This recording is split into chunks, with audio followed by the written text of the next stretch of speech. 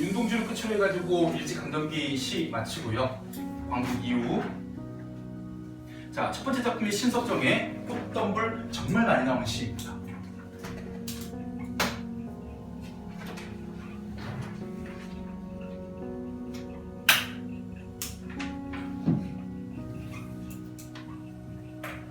자, 1946년 작품이에요. 광복 1년 후. 참고로 이때 어떤 일이 있었는지를 조금 배경으로 깔끔 줬고요.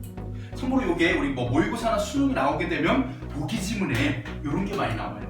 이때는 광복이 된 직후에 38선이 그어지고 소련이 미군이 들어와가지고 뭐 했다? 그들이 어떤 그 친탁 통치라고 해가지고 우리는 뭐 나라를 되찾긴 했지만 바로 국가를 운영할 수 있는 그런 힘이 없었기 때문에 그들이 이제 38선을 사이에 두고 우리나라 좀 대신 이제 국가 운영해준다는 의미의 그런 시타 통치가 있었고, 이거를 찬성하는 사람들과 반대하는 사람들, 또는 이 소련을 중심으로 한 좌익, 그리고 남한의 미군을 중심으로 한 우익이 대립을 하던 시기였어요. 나라는 되찾지 않는데 나라가 분열과 갈등의 상황. 그래서 이 상황 속에서 좀 더 진정한 의미의 민족국가를 꿈꾸고자 하는 그런 작품들이 많이 나왔는데 그 중 하나가 꽃덤불입니다. 자, 보겠습니다. 태양을 의논하는 거룩한 이야기는 아직 옛날 이야기입니다. 태양은요, 광복을 의미하고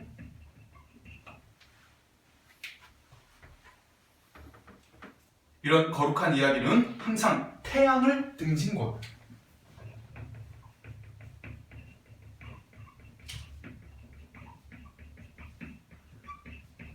하게 되면 일단 음지겠죠. 그러면 이때 태양을 등진 곳 하게 되면 첫 번째가 일제강점기 상황,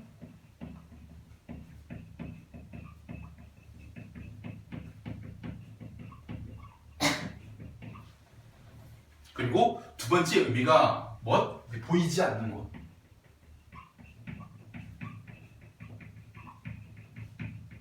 왜냐면 은밀히 진행되는 광복에 대한 이야기이기 때문에 비롯하였다.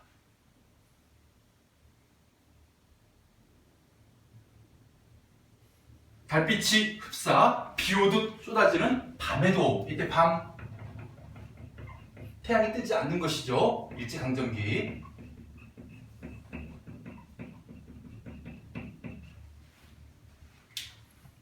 우리는 헐어진 성터를 헤매면서,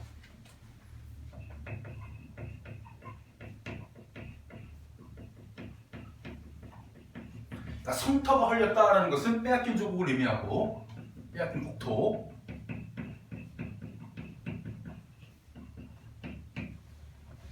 이상화의 시,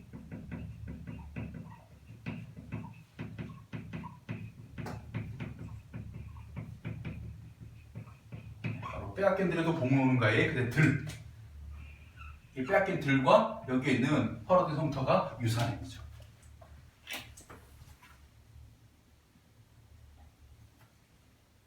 헐어진 성터를 헤매면서 언제 참으로 우리 하늘에 오롯한 태양, 완전한 광복.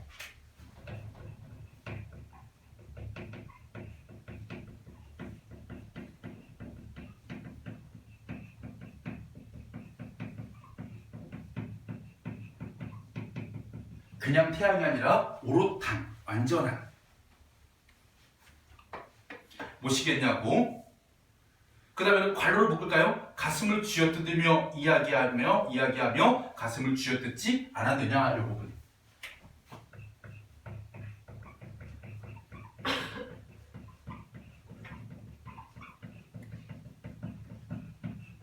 일단 눈에 보이는 표현법 두 가지가 있죠. 첫 번째가 반복법, 두 번째가 설의법.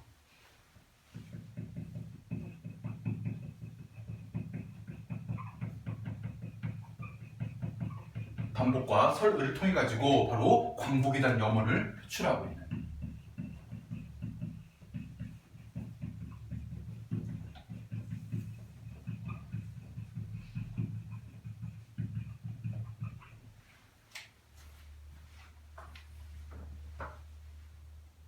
일단 반복의 가장 큰 의도는 강조예요. 우리 막 그런 거 있잖아. 했던 말도 하고 막 강조하는 거. 이거 근데 듣는 사람도 괴롭지만 하는 사람도 되게 힘들어. 했던 말도 하고 했던 말도 하고. 선생님 가장 많이 하는 말은 뭘까요? 애들한테, 학생들 말고 제가 키우는 애기들한테 밥 먹어, 잠 좀 자. 그 일어나는 거는 애들이 뭐 알아서 일어나는데 밤에 안 자고 그 다음에 밥 안 먹는 거. 또 특이한 게 뭐냐면 꼭 밥 때는 밥을 안 먹고 꼭 애매한 타이밍에 있잖아. 아빠 배고파요. 그게 언제나 밤 9시 반, 10시 그때. 되게 애매해. 되게 특히 우리 막내딸 같은 경우에는 그저께 그랬어. 갑자기 이제 4살 된 애가 나 안 닮은 되게 귀여운 여자애가 딱 온 다음에 혹시 나한테 오지도 않아. 나 엄마 아빠 이제 딱 온 다음에 아빠 한 다음에 다가 우리 태명이 또또여서 지금도 또또라고 부르거든. 또또 왜? 하면 아빠 또또 핫도그 이러면서 너 핫도그 알아? 그러니까 핫도그 그려봐. 하면서 그리는 거야. 부랴부랴 그 9시 반에 청춘 핫도그를 집 근처에 전화했더니 뭐 쉬는 날이래. 전화 받아. 휴대폰 연결했나 봐. 그래서 여기 한라대점에 있는 그 청춘 핫도그로 전화했더니 받아. 근데 발음이 좀 이상해. 네, 돼요. 뭐 드릴까요? 이제 내가 잊어버린 거야. 그 말을 왜 이러지? 그리고 저기 그 있잖아요. 솔직히 큰 거. 뭐 또 그 있잖아요. 그 치즈 되게 모짜렐라 두 개 감성 하나 해가지고 포장한 다음에 애기 데리고 가서 그 밤에 가서 이제 받을 때 카드 결제할 때 딱 알았어. 그 중국인 알바지. 중국 알바더라고. 와가지고 걔가 혼자 이렇게 다그 핫도그 튀김이라고 있더라고. 그래서 먹였어 밤에. 그랬더니 아침을 안 먹어. 이게 탄수화물 소화가 안 돼가지고. 그때는 어젯밤에 그 엄마랑 같이 자면서요 음식 한 10가지 얘기했대요. 저는 이제 자니까 햄버거, 뭐 치킨, 자기가 음식 다 얘기하니까 뭐 떡꼬치 이것도 얘기했대. 옛날에 막 뭐더니 그 시장 가서 막 사 먹고 했던 거. 밤만 되면 배고파 얘가. 큰일 났어. 가슴을 쥐어뜯으며 반복 영혼을 강조하기 위해서. 자, 그 다음에 여러분들 세 번째 이연이 아까 우리가 얘기했던 운동주의. 얘들아, 운동주의 뭐해서 참여록에서 뭐 있었어? 잃어버린 동물들. 아니다. 쉽게 쓰여진 어린 때 동무들 하나둘 죄다 잃어버리고. 쉽게 쓰여진 연관 지어가지고. 자, 여기도 마찬가지 동일한 형태 반복이에요. 그러는 동안에 영영 잃어버린 것 죽은이라고 쓰시고요. 옆에다가 있다. 옆에다 죽은 것. 그 다음에 영영 멀리 떠나버린 것. 옆에다가 유랑.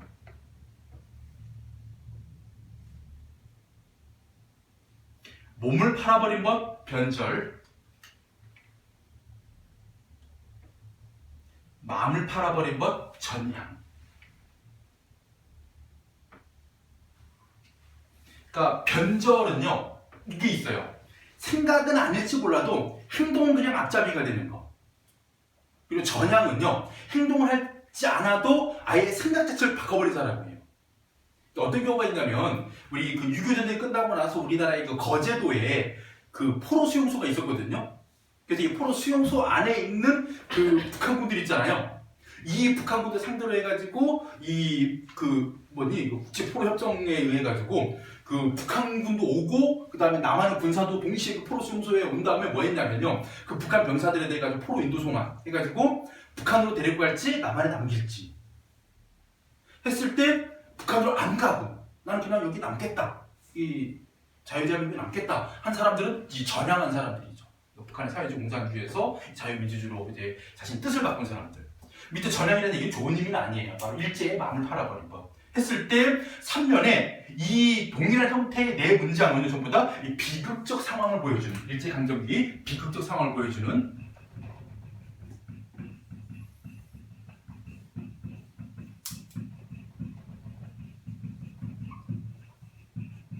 그런 것을 뭐 했습니까? 동일한 형태의 문장으로 반복했을 때 죽음, 유랑, 변절, 전향 그러니까 자신의 뜻한 바대로 살지 못하는 그런 일제강점기 현실. 그러는 동안에 드디어 36해가 지나갔다. 여기까지는 뭐예요? 과거입니다. 과거. 1945년까지 과거 상황.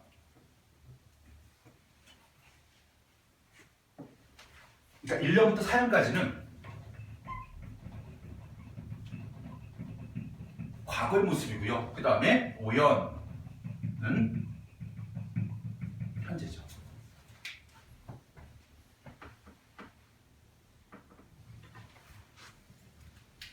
서른여섯 해래매요. 그래서 1910년부터 1945년까지. 이거 모르는 친구들 없지? 36년. 그리고 이제 언제요? 1946년. 다시 우러러보는 이 하늘. 이 하늘은 광복된 조국입니다. 이 하늘에 겨울밤 달이 차대요. 아직 태양이 뜬 게 아니랍니다. 그러면 겨울밤, 바로 광복 후 혼란기를 의미하는.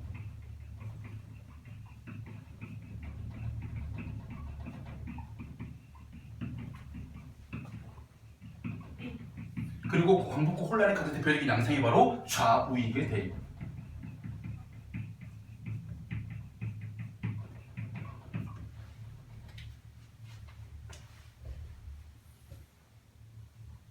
원래 좌익 우익이 어디서 온 말인 줄 아세요?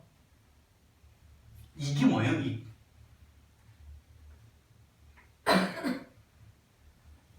익. 처음 들어본 한자예요.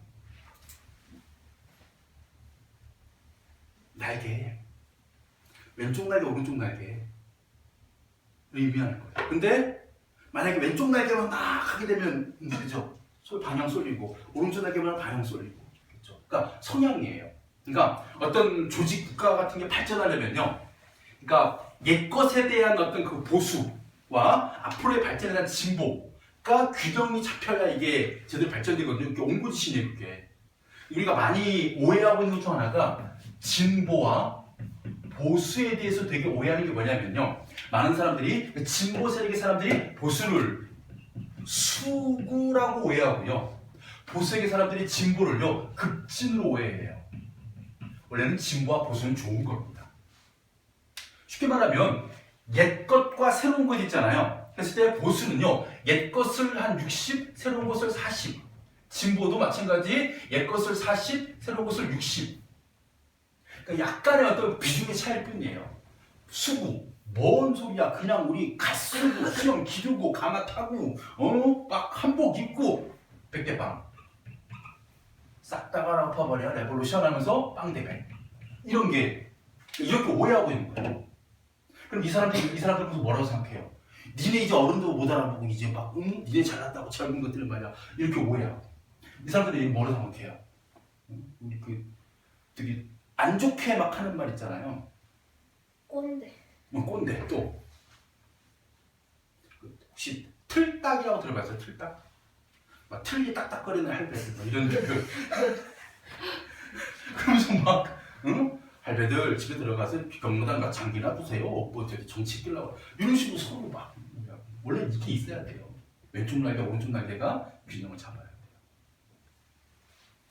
정치 얘기 안 하려고 그랬는데 안 할 거예요.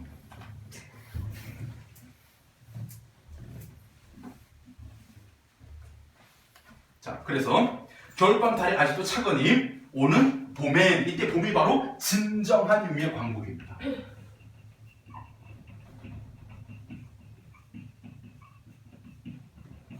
그러니까 아직은 가짜 광복이라는 얘기지. 그러니까 일제만 갔을 뿐 그 자리에 누가 들어온 거예요? 소련이 들어오고 미국이 들어온 거죠. 그때 미국 못 들어오게 막았어요. 물론 소련도 못 들어오게 막았어요.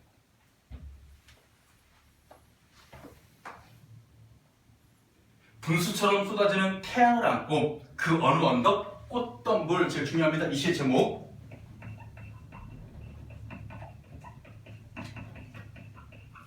꽃이 무더기로 피어있는 그 덤불이에요. 그러면 포근하고 따스하고 향기롭습니다. 그러면 꽃덤불이 의미하는 바 바로 민족의 화합이 이루어진 완전한 민족 국가를 의미하는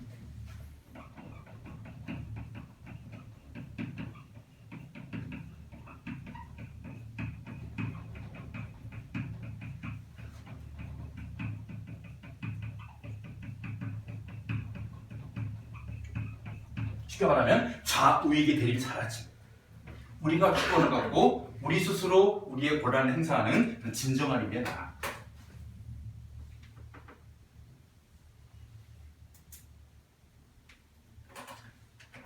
자, 정리하겠습니다. 갈래, 자유시, 서정시. 성격, 상징적, 비판적,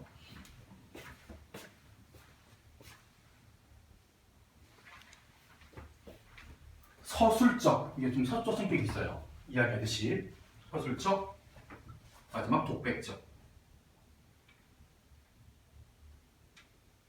제재, 꽃덤불.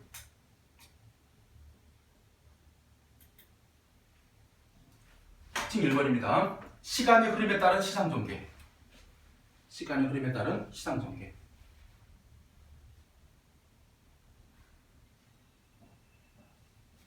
두 번째, 유사한 문장 구조의 반복을 통해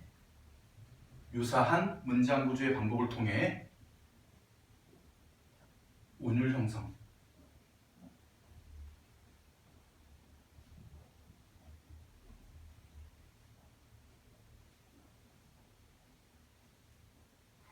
세 번째, 어둠과 밝음의 대립적 이미지 사용.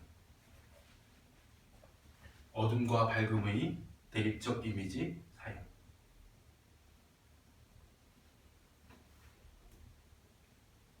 자, 주제. 광복의 기쁨과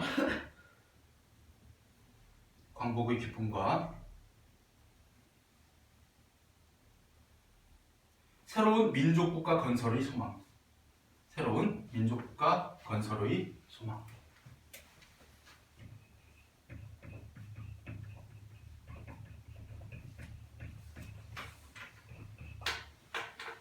자, 두 번째입니다. 우리 김충수의 꽃.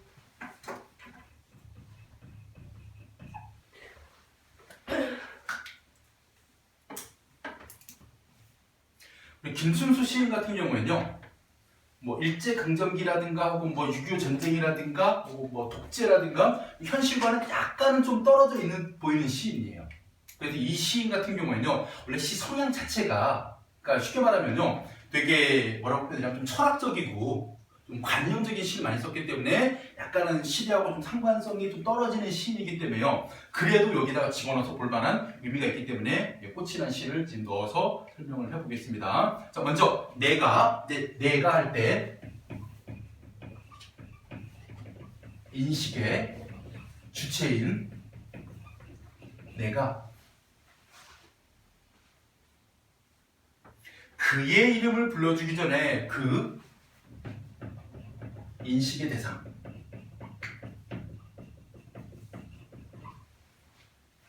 이름을 불러주기 전,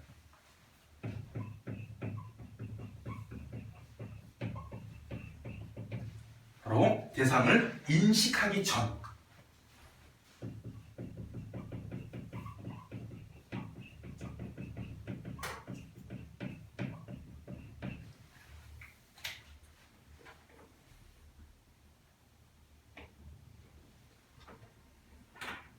전에는 그는 다만 하나의 몸짓에 지나지 않았다. 하나의 몸짓.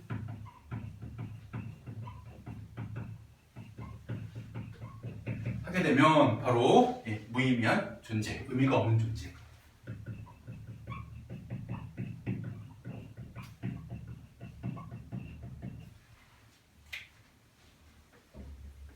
이름 되게 중요하지. 그래서 그러니까 누군가 이름을 불러주고 아 너구나 라고 했을 때 우리는 그 사람을 인식하게 된 것이고 그 사람이 이제 나에게 의미 있는 존재가 되는 거야. 그래서 학교 가면 되게 제일 힘든 게 그거야. 애들이 나온다. 특히 여학생들이 그런 애가 있어. 설마 선생님한테 그런 애가 있으려고요. 선생님 인기도 없을 텐데 명찰 막거든요. 그럼 제 이름 뭐게요? 그런 적 없어? 난 몇 번 당했어. 왜냐면 선생님이 그 가끔 이름 실수를 연재 기억나지? 잘못 썼지. 이름 실수 가끔 해. 막 이름을 섞어 부를 때가 가끔 있어. 근데 1년 이제 지나면 이제 나이 막 40대 중후반 되면 그 순간순간 짤막짤막한 그 단기성 심해가 와. 이름 뭐였지? 이름 뭐였지? 뭐 이럴 때가 온다니까. 걱정 마, 지금 다 기억나. 이제 뭐 그래. 저 이름 뭐게요? 해서 잠시만 봐. 딱 얘기하잖아. 되게 기뻐해. 기뻐 근데 누군가 내 이름 기억해 주는 게. 아 이게 싫은 거지 이건. 나 되게 열심히 얘기하고 있는데 지금 이 시의 이해를 돕기 위해서. 무의미해. 자, 내가 그의 이름을 불러주었을 때.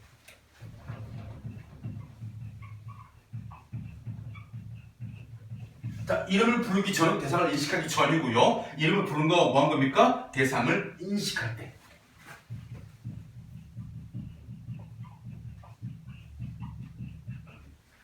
이름을 불러줬을 때, 대상을 인식할 때. 그리고 이렇게 이름을 부르다를 한자 두 글자로 뭐라고 하느냐? 명명이라고 해요. 명명.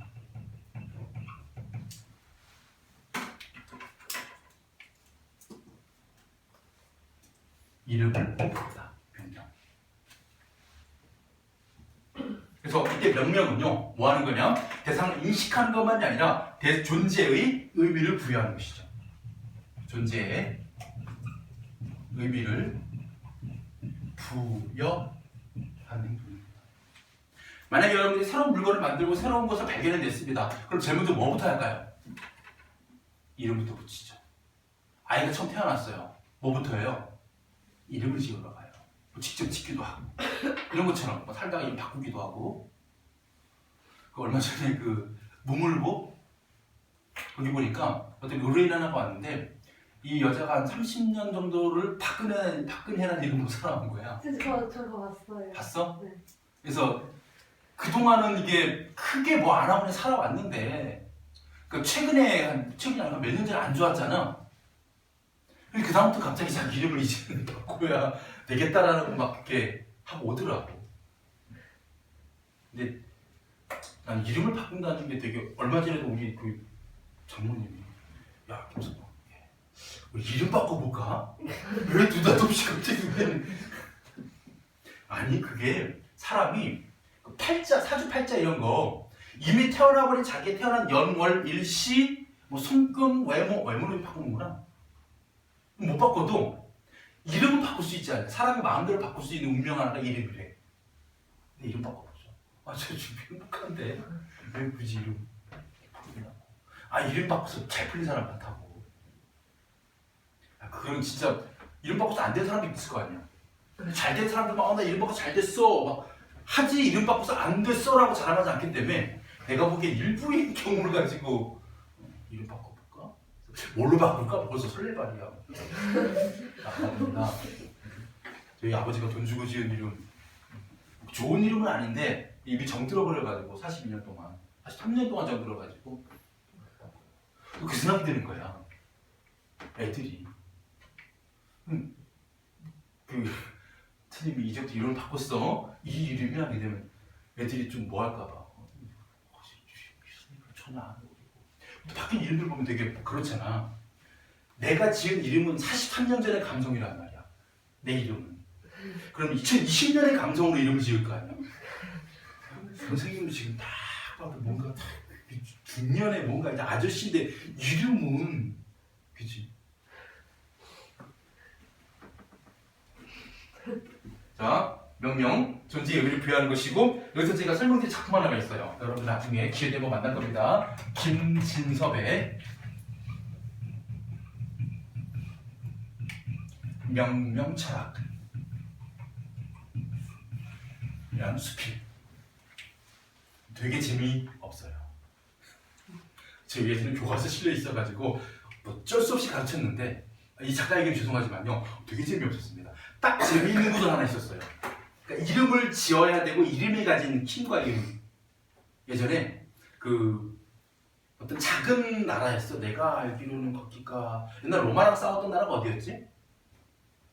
하도 많아서 그 작은 국가였는데 그 작은 나라의 병사들이 그 로마하고 싸울 때 로마의 군대에 치사하게 사자를 끌고 온 거야.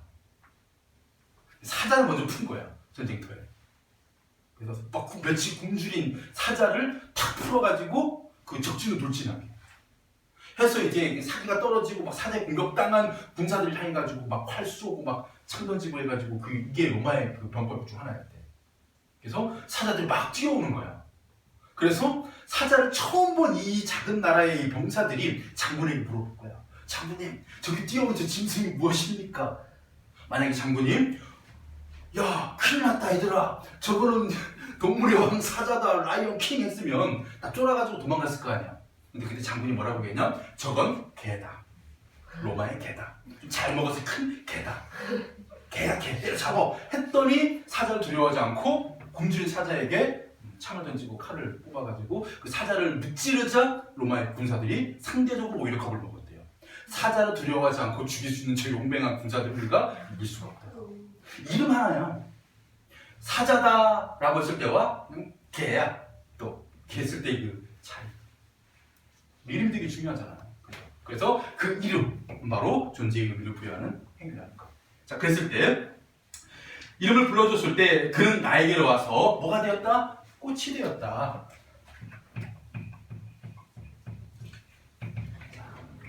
꽃이라는 시어도 마찬가지입니다. 수많은 시에서요, 전부 다 긍정적 의미, 가치 있는, 그리고 본질적인 의미로 사용되는 꽃, 바로 의미 있는 존재.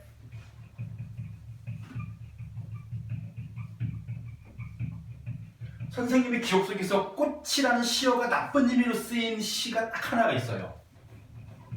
박보무의 휴전선이라는 시예요. 요 모양 요 꼴로 꽃이 되어야 쓰겄는가? 꽃이 부정적 의미로 쓰입니다. 나약한 존재.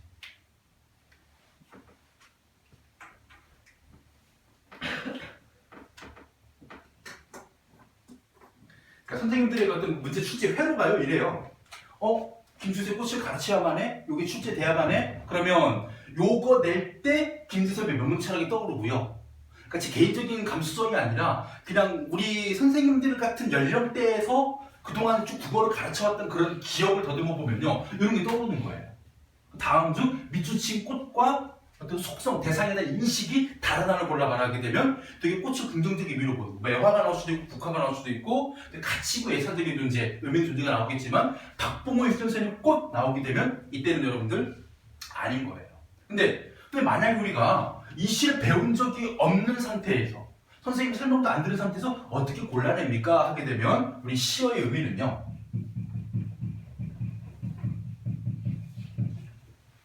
세 가지입니다. 사람 인자 아니에요. 시옷입니다. 세 가지 시옷으로 파악할 수밖에 없어요. 자, 첫 번째입니다. 서술어.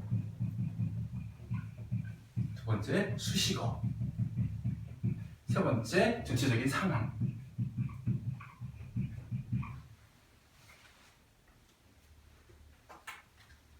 쉽게 말하면 그 시어를 어떠하다라고 긍정적으로 풀이하고 있는지 부정적으로 풀이하고 있는지, 또는 수식어, 어떤, 또는 어떻게, 그리고 전체적인 상황. 그러니까 이 시어가 지금 상황하게 되면요, 잘 보세요. 이것부터 들이대보시면 됩니다. 명암, 온냉, 이런 것들. 그죠? 그 다음에 상하. 이런 것들을 대비시켜보면, 잘 봐요. 밝은 거, 따뜻한 거, 상승. 근데 어두운 거, 차가운 거, 하강적 이미지. 그러니까 앞에 거는 대부분 긍정적인 상황, 긍정적인 이미지, 뒤에 건 대부분 부정적 상황, 부정적 이미지. 그럴 때 쓰인 시어면 이 시어가 부정적인 의미일 것이다. 근데 여기서 뭐라고 얘기하냐면요, 요 모양 요 꼴로 꽃이 되어야 쓰겄는가. 그러니까 요 모양 요 꼴로, 그리고 어디에서? 휴전선 앞에서 무서워 벌벌 떨면서 꽃이 되어야 쓰겄는가? 꽃이 되면 안 된다 라고 해가지고 이 부정적 의미구나, 이렇게 파악할 수밖에 없는 거예요. 지금 수많은 시 다 배울 수는 없으니까. 그래서 시의 의미를 파악할 때 이 세 가지는 꼭 기억을 해 두시면 좋아요. 꽃이 되었다. 내가 그의 이름을 불러준 것처럼 그 다음 중요합니다. 나의 이 빛깔과 향기.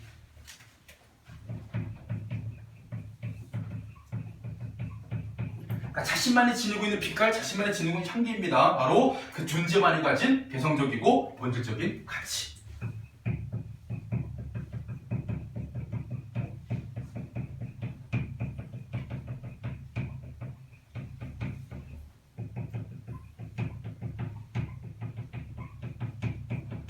그래서 이 시를요, 김춘수 시인이 이 시를 1952년에 썼거든요.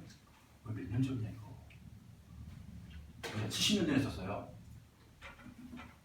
그때 벌써 어느 개별 존재가 지니고 있는 개성과 그 본질이 다 중요하고 소중해. 이거 포스트 모더니즘이거든요. 실제 우리나라에 포스트 모더니즘 들어오기 이전에 이미 포스트 모더니즘, 쉽게 얘기하면 옛날에 모더니즘이라는 게 있었어요. 그러니까 유럽의 산업혁명을 발판으로 해가지고 그냥 똑같은 삶을 만들어내는 거야.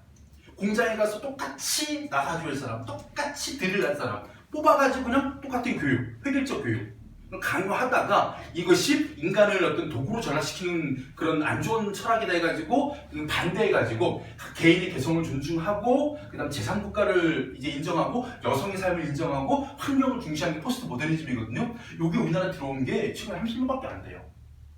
그래서 각자의 개성을 존중하는 교육을 해보자. 그거는 이미 예전에 각자 그 꽃만이 지니고 있는 빛깔과 향기가 그 대상의 진정한 본질이라는 것을 먼저 얘기한 시인이죠. 알맞은 누가 나의 이름을 불러다오. 즉 나도 누군가에게 의미 있는 존재가 되고 싶다는 소망이죠.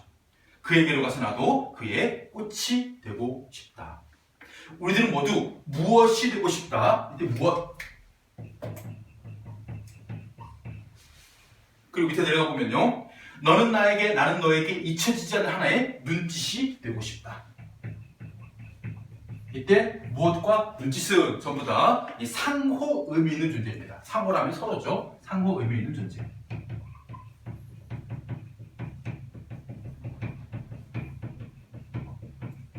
우리는 모두 누군가에게, 상대방에게 의미 있는 존재가 되고 싶다.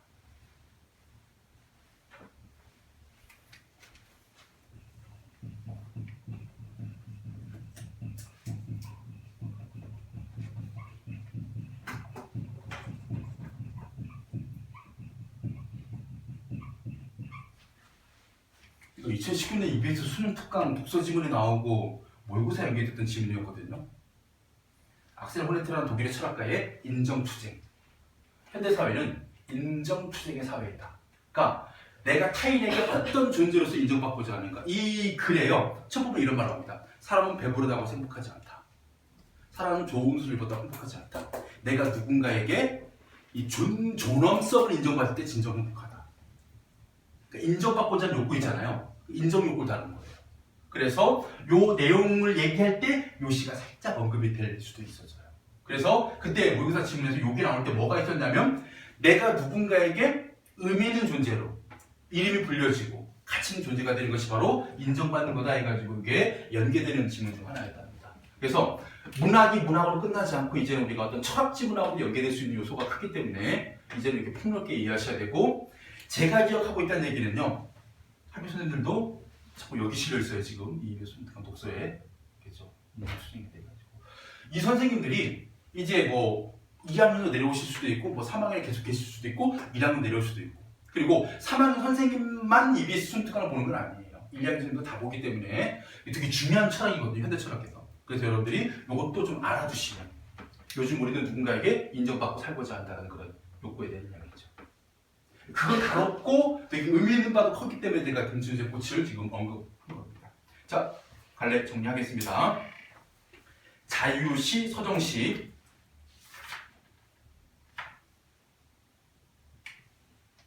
성격 관념적, 주지적. 오랜만에 주지적 나왔네요. 상징적. 제재꽃.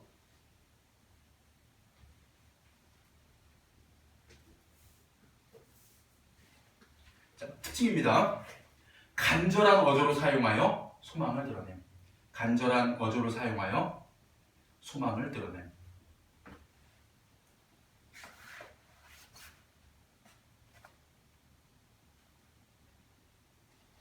두 번째, 존재의 의미를 점층적으로 심화 확대함. 점층적으로 심화 확대함.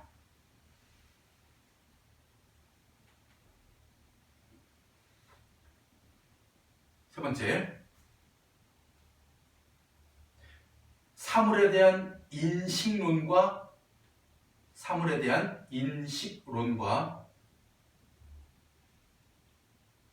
존재론을 배경으로 함. 사물에 대한 인식론과 존재론을 배경으로 함.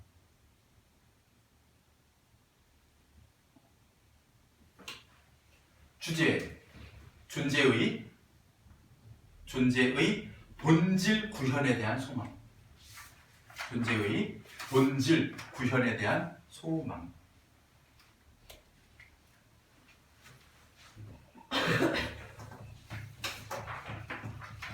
말 안 하고 싶은데 안 할 수가 없어. 소동주 빼면 이게 현대시 설명이 안 돼가지고 하나만 하겠습니다. 소동주의 취남유언.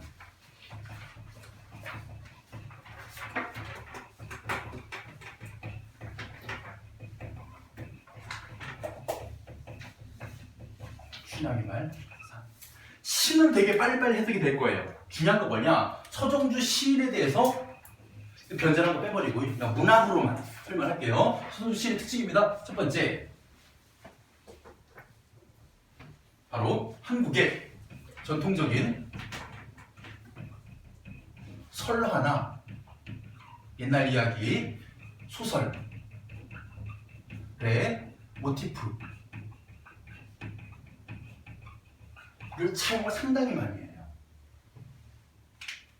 그래서 설화하게 되면 뭐 견우직묘 설화 많이 쓰고요. 소설하게 되면 춘향전 엄청 씁니다.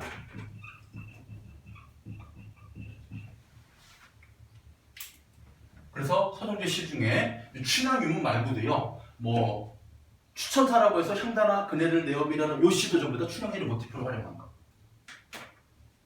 그리고 견우의 노래, 우리의 사랑을 위하여 이별이 있어야 하네. 기억나세요 혹시? 배우는데. 자, 그래가지고 이거 특징 하나. 그리고 두 번째, 서정주 시인의 시 특징이 뭐냐면요, 불교적인 색채가 시의 바탕에 깔려 있어요.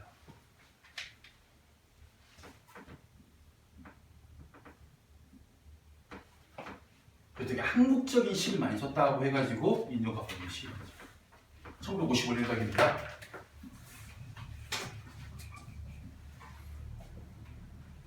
자, 그 중에 제목이 춘향유문이에요. 춘향이가 쓴 유문, 유서. 수술에서 어느 장면 생각하시면 되냐면요, 그 변착도 생일잔치 전날이에요. 옥에 갇혀가지고 원래 실제 수술에서는 거지가 된 이몽룡이 돌아와가지고 뭐 춘향아 잘 지냈느냐 해가지고, 아이고 서방님 이게 웬 꼴이요, 어머님 내가 죽어도 서럽지 않은데 내 집에 있는 그 가구랑 옷 팔아다가 서방님 밥 좀 해주시면서 저는 잘 갑니다. 이게 끝나는 부분이잖아요. 그걸 이 글로 썼다고 생각해보면, 그러니까 이도령을 만나지 못한 상태에서 글로 썼다면 이런 글을 썼을 것이다. 자, 보세요. 안녕히 계세요 도련님. 뭡니까? 작별 인사.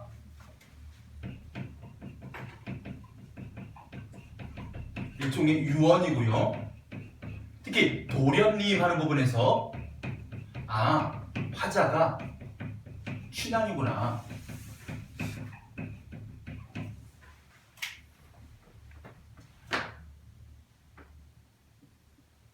지난 5월 단오날 처음 만나던 날, 우리 둘이서 그늘 밑에 서 있던 그 무성하고 푸르던 나무,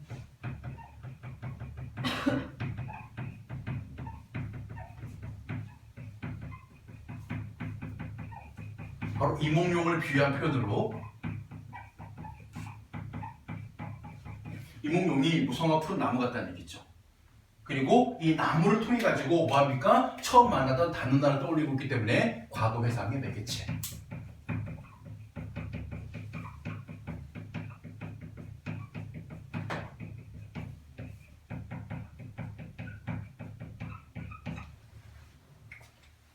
여러분들 문학교과서에 춘향에 실려 있어요. 어디가 실려 있냐? 바로 이거 단오날에 나옵니다. 만나는 날. 나무같이 늘 안녕히 안녕히 계세요. 원래는 안녕하다는 말은 편안하고 강렬하다는 뜻이에요. 이때는 빠이빠이가 아니라 행복하고 건강하고 이런 뜻으로 안녕을 얘기하는 거예요. 잘 지내세요 이런 얘기죠. 저승이 어딘지는 똑똑해 보이지만 저승, 춘향의 죽음을 암시하고요.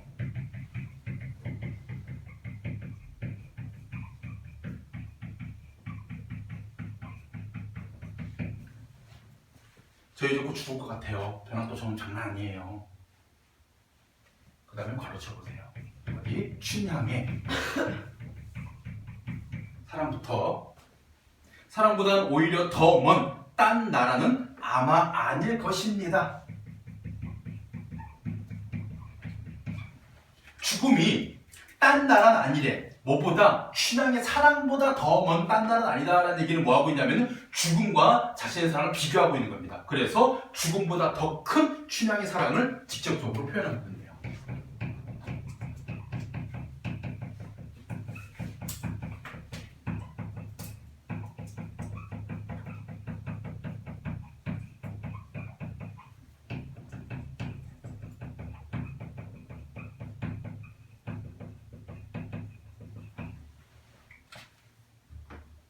결국 무엇을 이몽룡이가 자신의 사랑을 강조하게 쓴 시구나.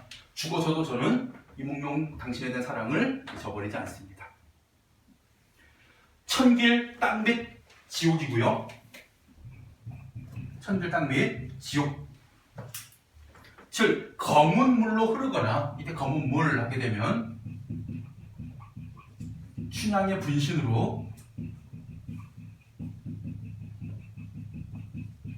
바로 지옥에서의 춘향의 모습이죠. 내가 죽어서 지옥을 갈 수도 있고 그때 검은 물로 흐르거나 죽어서 다른 것이 되었거나 또는 도솔천의 하늘을, 참고로 도솔천은 극락세계를 의미합니다. 무엇으로? 구름으로 날더라도 구름도 마찬가지 춘향의 분신. 근데 이때는 극락의 춘향이죠. 이거 뭘 얘기하냐면요, 내가 죽어서 지옥의 검은 물이 되건 극락의 구름이 되건 그랬을 때 이 부분 바로 대꾸법과 대조법이 사용되었고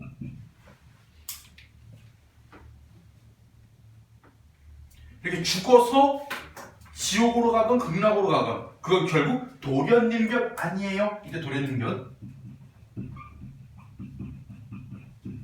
제 마음은 도련님 곁에 남아 있습니다. 바로 영원 불멸의 사랑을 강조하고 있습니다.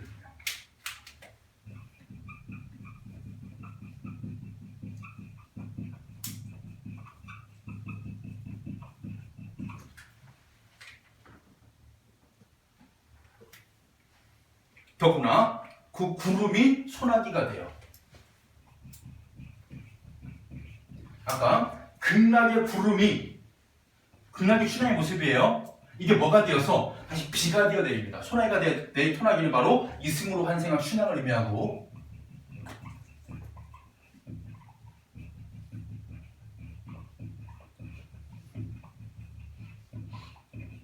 자, 여기에서 뭐가 춘향이 구름이 되었다가 다시 소나기가 되었다. 그래서 이승에 있던 춘향이 저승으로 가서 구름이 되었다가 다시 이승의 소나기로 온다. 이거 무슨 사상? 윤회. 그죠, 윤회 사상이죠. 윤회 사상.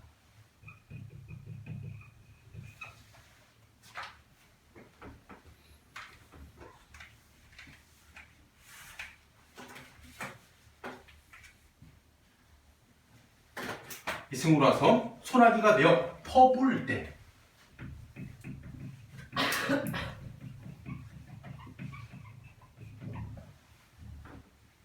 퍼부을 때 뭐야? 바로 적극적인 사랑.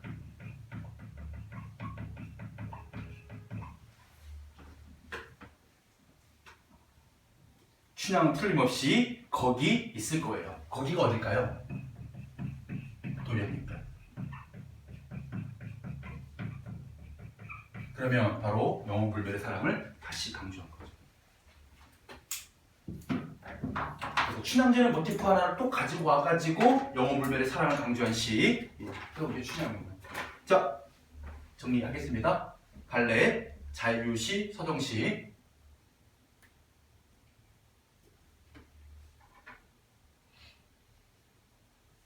성격 낭만적, 고백적, 불교적.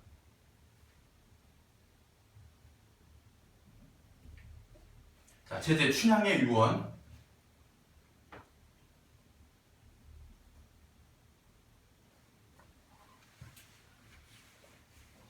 자, 특징 1번. 고전 소설을 창조적으로 수용. 고전 소설을 창조적으로 수용.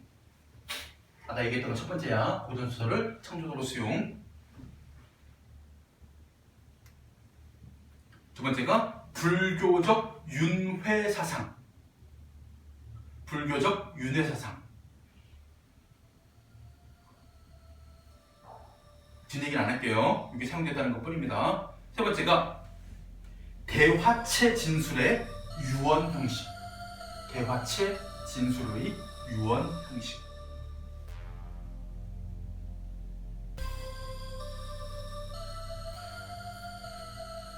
주제, 삶과 죽음을 초월한 영원한 사랑.